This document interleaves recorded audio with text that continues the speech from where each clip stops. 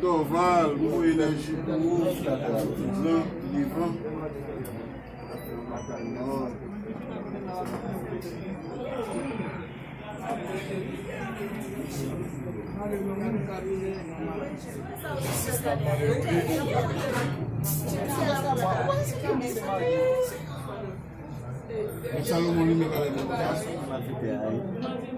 Il faut baler nous baler.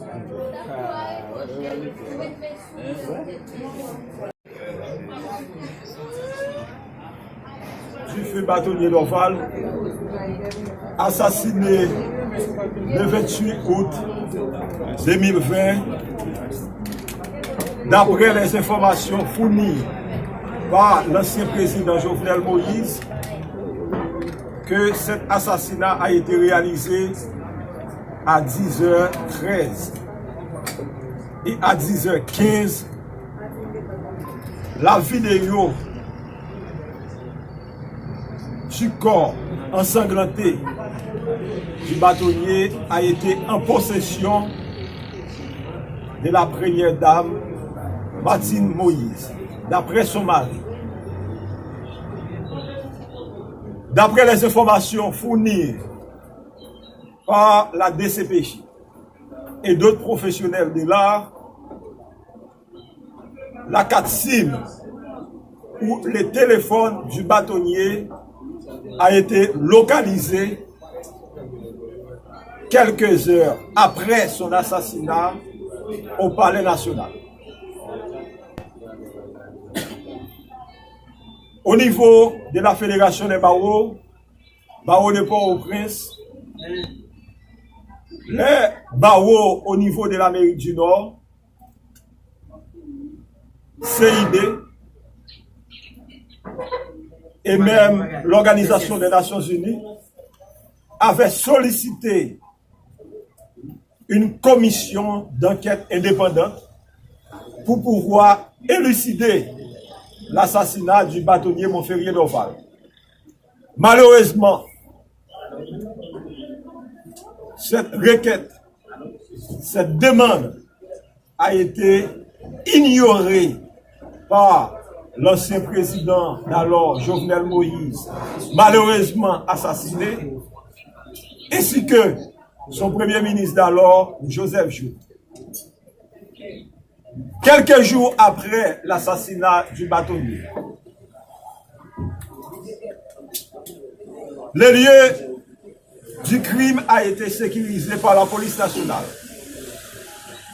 Eh bien, malgré sécurisé par la police nationale, la scène du crime a été vandalisée.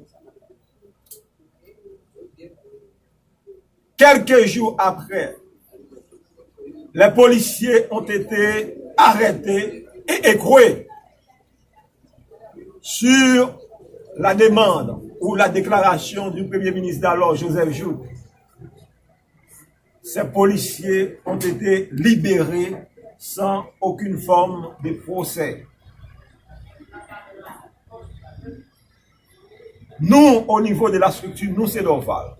On se questionne pourquoi, au moment de l'assassinat du bâtonnier Montferrier Dorval, les policiers qui se trouvent habituellement à l'entrée de Pèlerin 5, où habitait le président d'alors, Jovenel Moïse, n'était pas sur les lieux. Pourquoi les juges d'instruction ou les juges d'instruction n'ont jamais pris le soin d'auditionner ces autorités-là? Comme, étant donné que, depuis au départ, nous, au niveau de la structure, nous, c'est Dorval, nous avons qualifié l'assassinat de notre bâtonnier d'Orval comme étant un crime d'État. Et depuis lors, ce dossier passe de main en main. Il y a des juges d'instruction qui étaient de bonne foi. Mais les juges de bonne foi ont été contraints de quitter le dossier. Là, nous parlons de Renaud Registre. Ce même dossier a été volé à plusieurs reprises au cabinet d'instruction. Cependant, même pour les communs des mortels, le cabinet d'instruction est le lieu où la sécurité est la plus garantie. Mais à plusieurs reprises, le cabinet d'instruction a été vandalisé. Le problème, aucune responsabilité n'a jamais été fixée.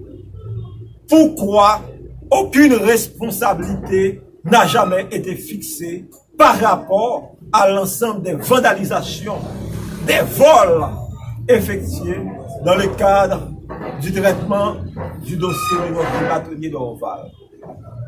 Pourquoi, malgré requêtes adressées à plusieurs reprises auprès des institutions des droits humains, notamment au PC, Office de protection des citoyens, aucune enquête n'a été diligentée aux fins d'élucider cette question? Nous, au niveau de la structure, nous, c'est Dorval, nous disons non à l'impunité, non à l'injustice, non aux autorités criminelles, non à un État criminel. Vive un État de droit. Vive un État où la vie a une importance capitale, où la vie est un droit sacré, inaliénable et imprescriptible, comme l'avait dit Antigone, comme l'avait fait Jean-Jacques Dessalines.